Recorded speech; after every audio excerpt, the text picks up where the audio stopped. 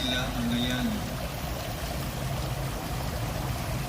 Human sa maputing pagisusi sa kaparian sa seminaryo, sa ilang kauban o sa katawhan ni Kristo, ako si Reverendo Padre Alexis Villarubin, Isip Rector sa ngalan sa St. Pope Paul VI Seminary ug sa Seminaryo Mayor de San Carlos, uban sa rekomendasyon sa mga kaparian, nagitahasan sa ilang pag-umol, ako nagpasalig nga si Seminarian Braindel Rene Salva Cabanyo, Seminarian Danilo Sumampong Rabi Jr.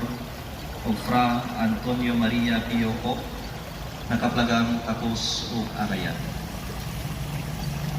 Musalig kita sa panabang sa Ginoong Diyos tungod sa atong manuluwas nga si Jesu Kristo ug atong gipili